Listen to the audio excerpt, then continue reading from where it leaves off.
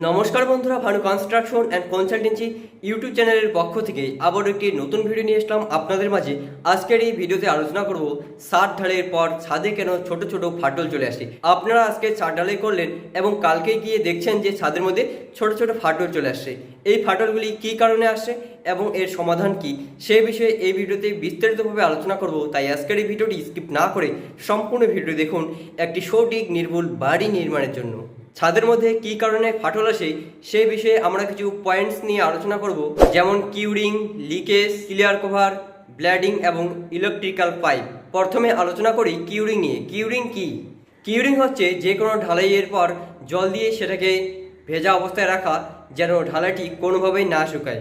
মানুষের ক্ষেত্রে যেমন জল হচ্ছে জীবন, ঠিক তেমনই কংক্রিটের ক্ষেত্রে ফাইনাল সেটিং টাইম না হওয়া পর্যন্ত জল হচ্ছে তার জীবন। আপনি আজকে ছাদ ঢালাই করলেন এবং কালকে থেকে আপনাকে কিউরিং করতে হবে, বিষয়টি কিন্তু এমনটা নয়। কিউরিং ডিপেন্ড করে ওয়েদারের উপর।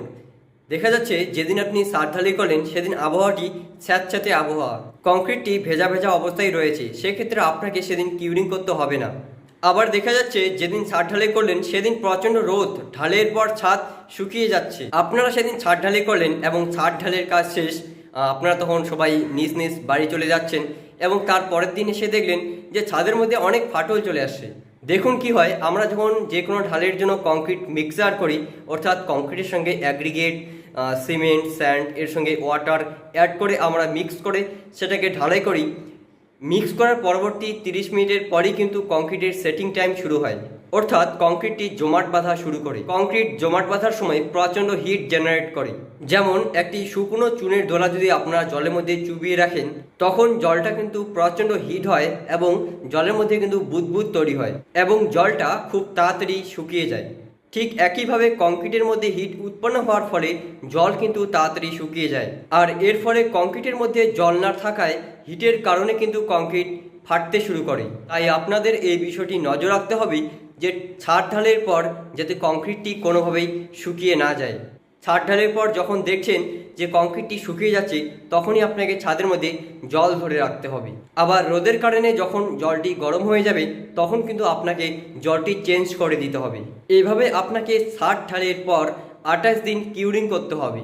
ছাদের মধ্যে বেশিরভাগ ফাটল কিন্তু এই কিউরিংয়ের কারণেই হয়ে থাকে। যেই বিষয়গুলি নিয়ে কথা বললাম সেই বিষয়গুলি আপনারা যদি ফলো করেন, ছাদের মধ্যে 100% ফাটল আসা বন্ধ হবে। এবার চলে আসি লিকেজ।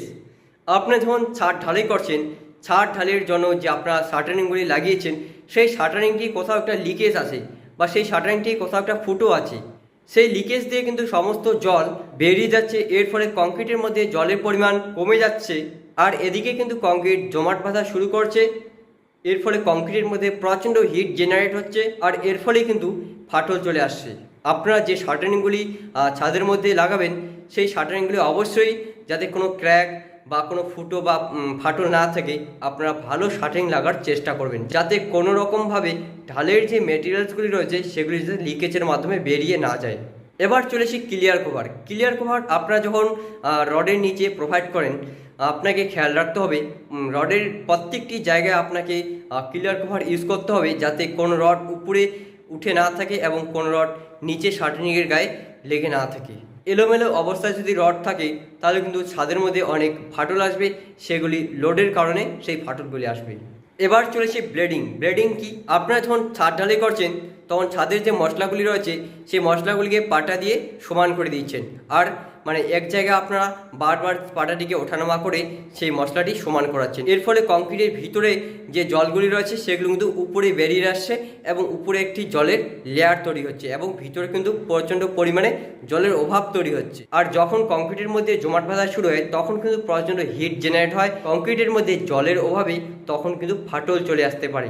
এবার চলেছে ইলেকট্রিক্যাল পাইপ। আপনারা যখন ছাদ ঢালাই করেন, ছাদ ঢালাইয়ের পূর্বে আপনারা ইলেকট্রিক্যাল পাইপগুলিকে আপনাদের জায়গা অনুযায়ী আপনারা বিছিয়ে রাখেন। একই জায়গায় আপনারা অনেকগুলি ইলেকট্রিক্যাল পাইপ বিছিয়ে রাখবেন না, এর ফলে ছাদের যে কংক্রিটের বন্ডিং সেটি কিন্তু হয় না।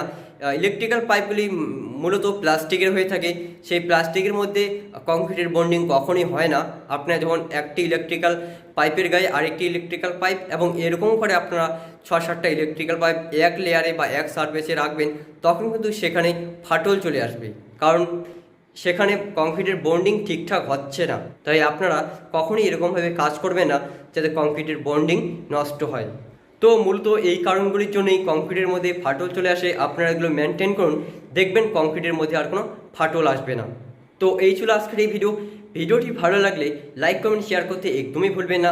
আর আপনাদের কাছে একটি রিকোয়েস্ট, আপনারা যদি আমাদের এই চ্যানেলে নতুন হয়ে থাকেন তাহলে অবশ্যই আমাদের এই চ্যানেলটি সাবস্ক্রাইব করুন, কারণ বাড়ি বানানোর একমাত্র সঠিক পরামর্শ দিয়ে থেকে বাংলার এই channel Bhanu construction and consultancy. তাই অতি অবশ্যই আমাদের এই চ্যানেলটি সাবস্ক্রাইব করুন প্রতিনিয়ত ভিডিও দেখার জন্য। আমরা এই চ্যানেলে প্রতিনিয়ত বাড়ি নির্মাণের সঠিক পরামর্শের ভিডিও আপলোড করে থাকি, যেগুলি আপনাদের খুব হেল্পফুল একটি সঠিক নির্ভুল বাড়ি নির্মাণের ক্ষেত্রে। তো আজকের এই ভিডিওটি এ পর্যন্তই।